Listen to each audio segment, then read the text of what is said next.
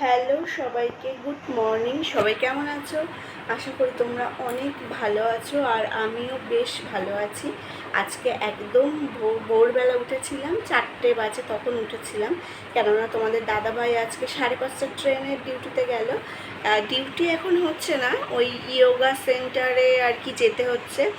প্রতিটা থানা থেকে 2টো করে কনস্টেবল নিয়েছে, তো তো তোমাদের দাদাভাইয়েরও নাম এসেছে, সেই জন্য ওই যেহেতু 21 তারিখে আর কি তোমার ইয়োগা দিবস আছে, শুভেন্দু অধিকারী আসবে, তো সেই জন্য ইয়োগা সেন্টারে এখন যেতে হচ্ছে। তো আজকে সকাল থেকে ক্লাস ছিল 7টা থেকে, সেই জন্য 5:30 ট্রেনে ওকে যেতে হয়েছে।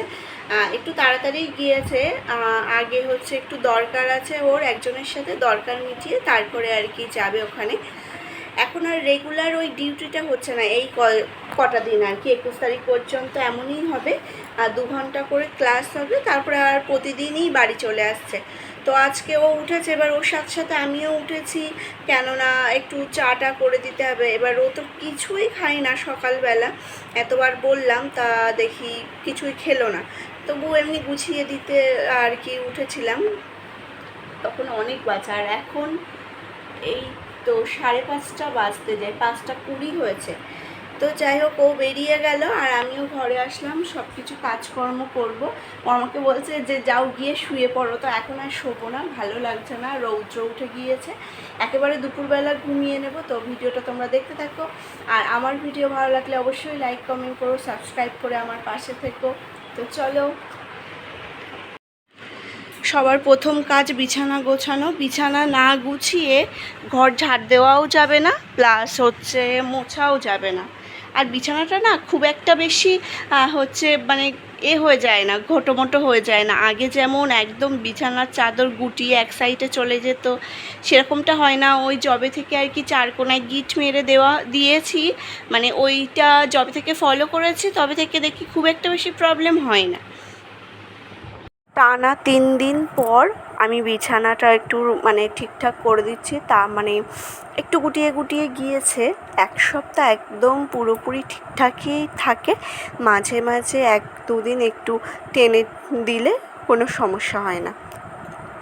আর এমনি বিছানা যদি এমনিভাবে পাতা হয়, তাহলে সে প্রতিদিনই বিছানা গুটিয়ে মাঝখানে চলে আসতো, প্রতিটা দিনই গোছাতে হতো, এরকম একটা ব্যাপার ছিল। যবে থেকে আর কি ওই রকমভাবে বিছানাটা সেট করা শিখেছি, তবে থেকে অতটা প্রবলেম হয় না। সপ্তাহে 2 দিন একটু ভালো করে হাত দিয়ে টেনে হচ্ছে ওর ভিতরে আর কি দিয়ে দিলে অতটা প্রবলেম হয় না। তো দেখো, বিছানা টিছানা গোছানো আমার তো কমপ্লিট হয়ে গিয়েছে। এখন নিচে যে বালিশগুলো আছে উপরে তুলে দেবো। হঠাৎ করেই কারেন্ট চলে গিয়েছিল, আর যেহেতু এখনও তো 6টা বাজেনি, তো সেই ঠিকঠাক মতো এখনও আলো ফুটে ওঠেনি, আর ঘরটার ভিতরে অন্ধকার হয়ে গিয়েছে। লাইট না জ্বালানো পর্যন্ত কোনো মানে ভিডিও করা যাবে না, প্লাস কাজটা চাইলে করে নেওয়া যায়, বাট লাইটটা যাচ্ছে আসছে। তো দেখো, বিছানা গোছানো আমার হয়ে, এই যে মানে চারিদিকে একটুখানি টেনে দিলেই হয়ে যায়, যেহেতু মানে গিট মেরে করা আছে, তো সেই জন্য অতটা প্রবলেম হয় না। মা বাইরেটা ঝাড় দিয়ে দিচ্ছে, আর যেহেতু এখানে সব হচ্ছে মানে আমাদের প্লাস্টার করা, তো মানে কোনো টাইলস বসানোর নেই, যার জন্য বা মেঝেও করা নেই, যার জন্য কি হয়, প্রচণ্ড একটা বালি হয়। মানে দিনে যে কতবার বাইরে ঝাড় দেওয়া হয় তার ঠিক নেই, যতবারই ঝাড় দেওয়া হয় ততবার আবার মোছাও হয়। মায়ের তো বাইরে ঝাড় দেওয়া সব হয়ে গিয়েছে, আমি এখন ঘরটা ঝাড় দিয়ে নেব।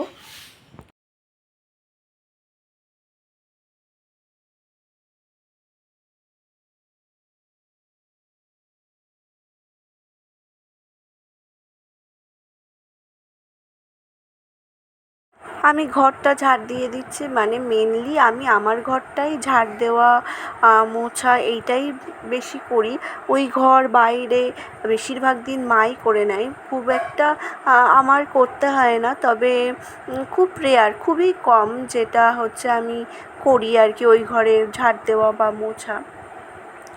আর এই জানালা টানালাগুলোতে না প্রচণ্ড ধুলো জমে। কেন যে এত ধুলো জমে তা আমি নিজে এখনও বুঝতে পারলাম না। মানে সে যে এত সেই মাকড়সার জাল মতো বেঁধে যায়।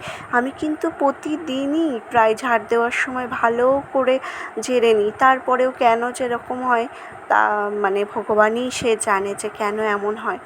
আর এই যে আলমারিটা আছে, আলমারির পাশে আমাদের একটা মাদুর রাখা থাকে, ওই মাদুরেরও সেম কন্ডিশন।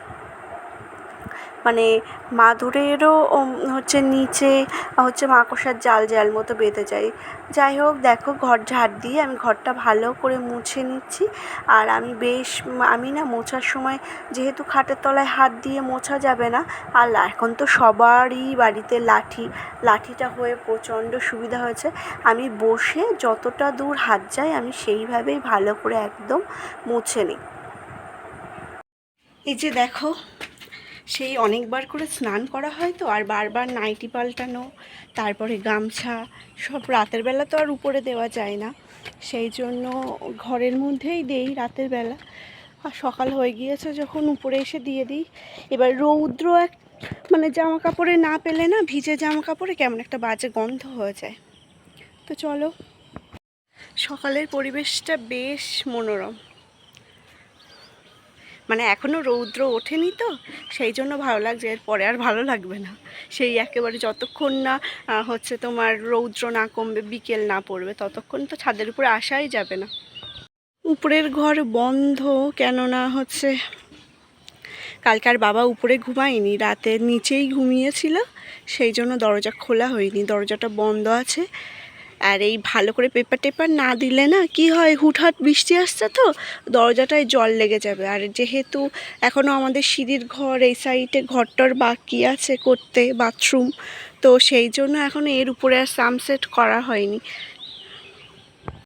তো চলো, সেই যখন উপরে এসেইছি উপরের ঘরটা খুলে নিই। এই যে দেখো, উপরের ঘরে আসা হয় না তো তেমন, আর যেমন যেখানকার জিনিস সেখানেই আছে, কোনো একটু ঝাড় দিতে হবে, ঝাড় দিয়ে মুছে নিলে ব্যাস। মায়ের দেখো মোছাও হয়ে গিয়েছে,